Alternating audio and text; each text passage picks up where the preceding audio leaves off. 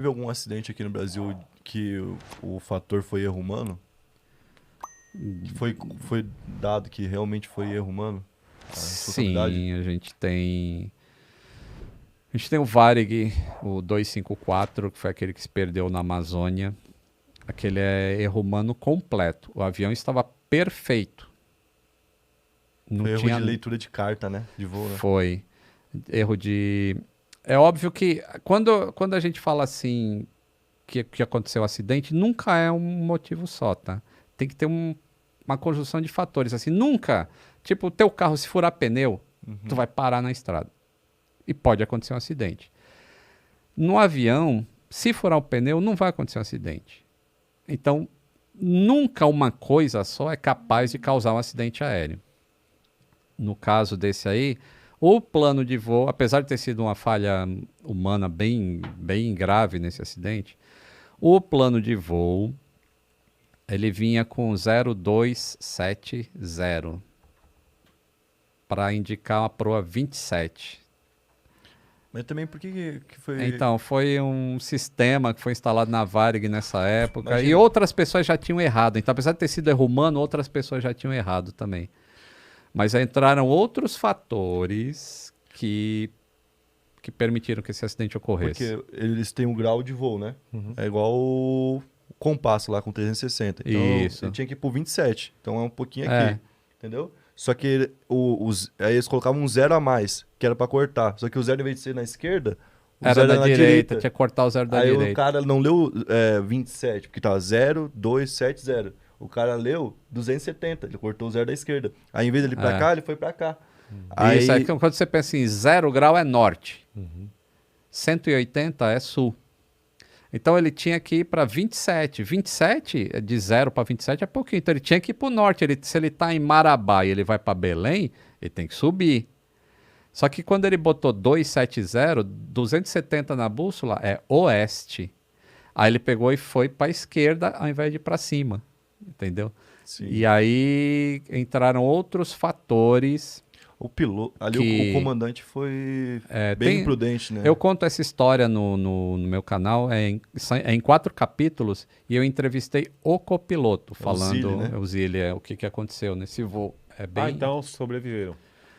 Teve sobreviventes. Os 2 pilotos sobreviveram, alguns comissários, Mas se mas chocou teve lá no vítimas também. Se chocou? Não, eles se perderam na Amazônia. Ah, eu achei que Porque tinha pensa colidido. bem, ele tinha que ir para o norte e ele foi para o oeste. Entendi. Quando chegou em oeste, Gasolina. ele começou a descer. E olha só, você está se comunicando por rádio e você fala, ó, tô chegando. A torre lá falou, beleza, começa a descer. E começa a descer e não vê a cidade. Porque a navegação nessa época não tinha muito auxílio. Né? Ele não tinha um auxílio para ajudar, como existe hoje, GPS, essas coisas. Não tinha naquela época. Isso a gente está falando de 80, 90. E o cara navegava como daí? Eu nem lembro quando é que aconteceu esse acidente.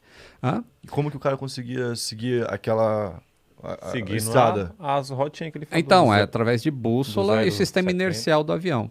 Uhum. E aí, Então é só na bússola. só na bússola. Cara, aí- Porque o sistema inercial já dá uma posição de bússola Sim. para o avião, né? Enfim, aí ele começou a descer depois de 30 minutos de voo, que era o tempo. E aí ele desceu e não tinha cidade. E aí, nesse momento, parece que o copiloto falou, ó, a gente ainda tem o sinal válido de Marabá. Então vamos voltar. Então, erramos, vamos voltar. E só que aí começa todo um conflito na cabine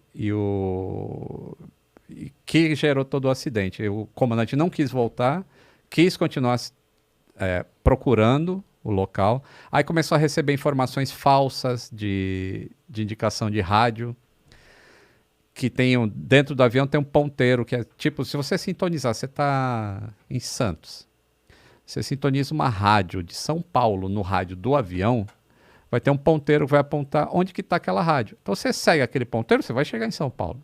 Isso se chama ADF. E ele recebeu sinais falsos de ADF, acabou se perdendo e voou mais de 3 horas para um voo de 30 minutos até acabar o combustível. E você vê como que, tipo, realmente o bagulho é preparado. Era 30 minutos e aí o cara conseguiu ficar voando 3 horas. 3 tá ligado? horas. Mas ele também se insistiu, Anoiteceu, né? E pensa você pousar no meio da Amazônia, em completa escuridão, com os motores apagados, né? O avião só planando. Como E que é cê sabe- apagado os motoristas? É porque acabou o a gasolina, combustível. Acabou o combustível. Acabou o combustível. os motores. É, os Achei motores que do era avião. Os motoristas. Achei que os caras dormiu e o avião só. E aí ele vem lá, só o barulho do vento. Não, Mas aí ele pousou nas árvores. Pousou nas árvores. Pousou, né? É. Foi um crash landing, né? Ele bateu nas árvores e foi se espedaçando. Aí algumas pessoas morreram porque os assentos de trás do avião, na hora do impacto, alguns se soltaram e vieram para frente, esmagaram algumas pessoas que estavam na frente. Isso foi Por corrigido, causa né? desse acidente, os assentos são fixados de outra maneira hoje em dia no avião. Tudo gera aprendizado. O acidente gera um aprendizado.